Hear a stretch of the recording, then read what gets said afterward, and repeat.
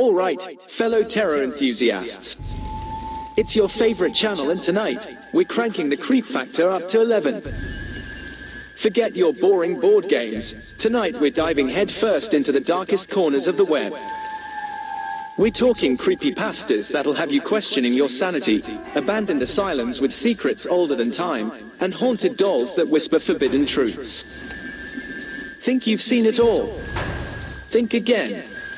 We're about to send shivers down your spine and make you check under the bed. Twice.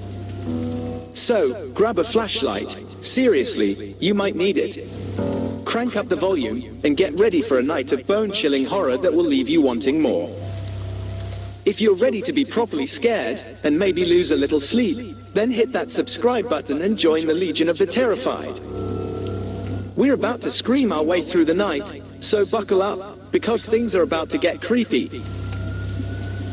Neon signs bled an electric red through the thin hotel curtains, casting an otherworldly glow on the room.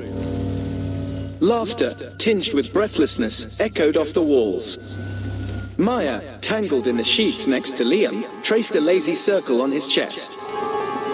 The clock on the nightstand blinked 3:14 a.m., a stark contrast to the warmth between them. They'd snuck out for their first night alone, a stolen adventure in a nearby city. The hotel room was small, the bed a bit too firm, but none of that mattered. All that existed was the press of Liam's lips against hers, the way his touch sent shivers down her spine.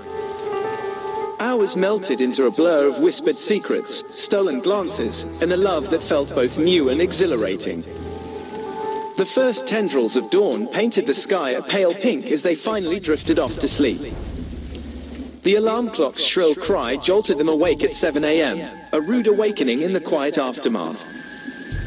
Sleep clung to them like cobwebs, but the looming threat of their parents' wrath spurred them into action. Their journey back was supposed to be simple. A quick train ride, a familiar bus route, and they'd be home before anyone noticed their absence. But fate, it seemed, had other plans. The train station was deserted, the usual morning bustle replaced by an unsettling silence. A handwritten note on the ticket window announced a power outage, causing delays on all lines. Panic gnawed at Maya's stomach. With their carefully planned schedule thrown into disarray, their secret weekend getaway was on the verge of exposure. They opted for the bus, a rickety vehicle with peeling paint and mismatched seats. The few passengers on board were an assortment of weary travelers and an old woman muttering to herself. The once familiar route felt alien under the oppressive midday sun. The usual bustling streets were deserted, shops shuttered, a strange tension hanging thick in the air. Halfway through the journey, the bus sputtered and coughed, finally groaning to a halt on a deserted stretch of road. The driver, a burly man with a missing tooth, announced a mechanical failure. There wouldn't be another bus for hours. Fear coiled in Maya's chest. They were stranded, miles from home, with a dwindling phone battery and a secret that could shatter their carefully constructed lives. As the sun began its descent, casting long, menacing shadows, they opted to walk. The road stretched before them, an endless ribbon of asphalt. The air shimmered with heat, distorting the landscape in a disconcerting mirage. The silence was broken only by the crunch of gravel under their feet and the frantic beating of their hearts. As dusk settled, casting the world in an unsettling twilight, the road took a sharp turn, leading them deeper into a dense forest. The thick canopy blocked out the last rays of sunlight, plunging them into an inky blackness. The wind whispered through the leaves, carrying a sound like mournful sighs. Suddenly, a twig snapped behind them. Maya jumped, adrenaline surging through her veins. Liam, equally on edge, tightened his grip on her hand.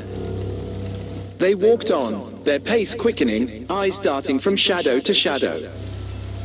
Then, they saw it. Pinpricks of light flickering in the distance. Hope flared in Maya's chest. Maybe it was a house, a town, a sign of civilization.